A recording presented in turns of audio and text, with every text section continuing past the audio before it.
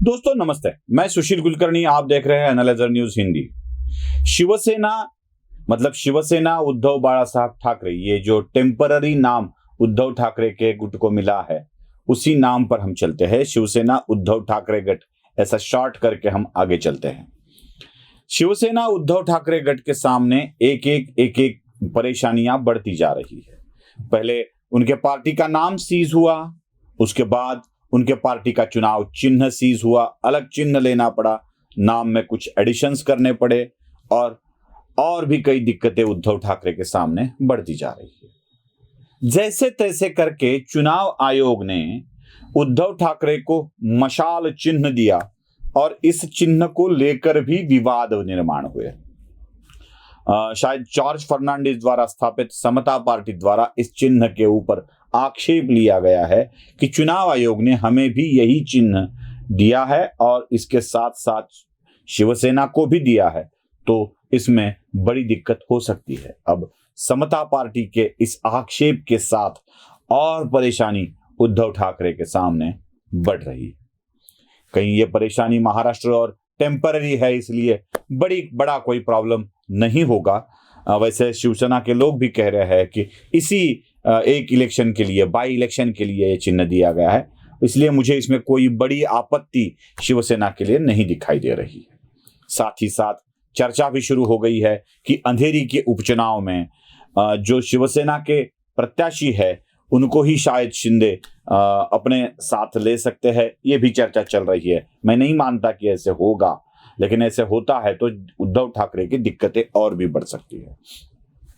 उद्धव ठाकरे की इन बढ़ती दिक्कतों में उद्धव ठाकरे के साथ कंधे से कंधा मिलाकर अगर कोई खड़ा है तो वो है एनसीपी, नेशनलिस्ट कांग्रेस पार्टी, राष्ट्रवादी कांग्रेस पार्टी, जो शरद पवार के नेतृत्व में खड़ी है। मुझे ये बात बड़ी अचरज वाली लगती है कि शिवसेना पर जितने भी आरोप लगते हैं, आघात होते हैं, उन सभी के उत्तर देने के लिए राष्ट्रवादी कांग्रेस के नेता बहुत ही उतावले और लालायित दिखते हैं।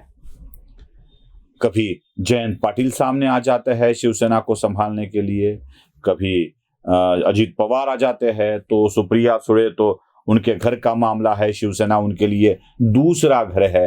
वो शिवसेना को भी साथ देने के लिए हमेशा सामने आती है। इतना ही नहीं दोस्तों, राष्ट्रवादी कांग्रेस पार्टी ने अपने ही साथ रहने वाली एक महिला कार्यकर्ता को शिवसेना के संग भेज दिया है।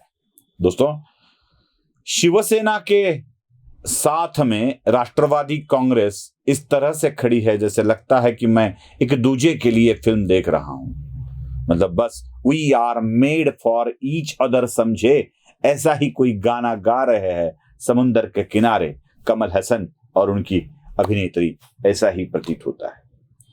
दोनों एक दूसरे के लिए बने हैं, ऐसी चाहत देखकर मन में आनंद की लहरें निर्माण होती है।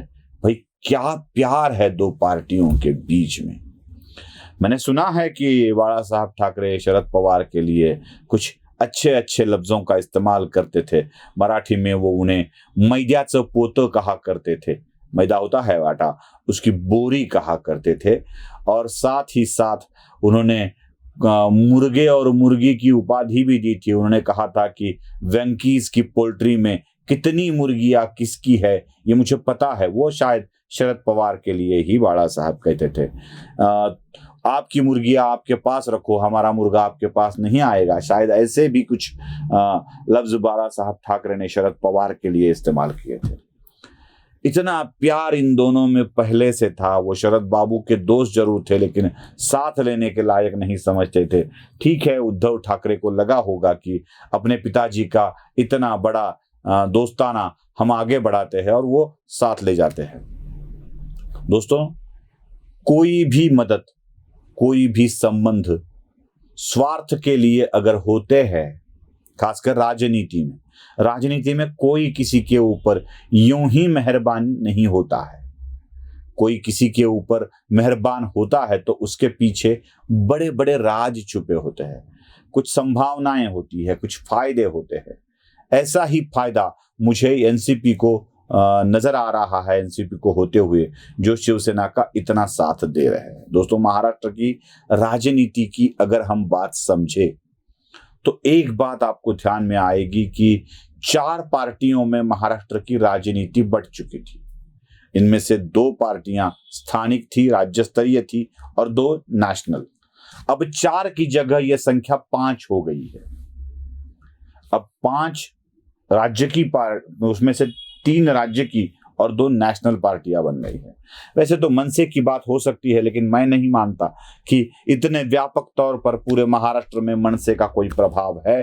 पुणे, नासिक, ठाणे, मुंबई, इन 4 जिलों को छोड़कर मुझे कहीं मनसे का प्रभाव दिखता नहीं है फिलहाल। तो आगे चलकर राज ठाकरे कुछ करिश्मा दिखाते हैं तो हो जाएगा, लेकिन फिलहाल हम 3 राज्य स्तरीय पार्टियों की बात करेंगे। शिवसेना का शिंदे गट, शिवसेना का ठाकरे गट और भारतीय जनता पार्टी, कांग्रेस राष्ट्रीय और राष्ट्रवादी कांग्रेस राज्य स्तरीय पर।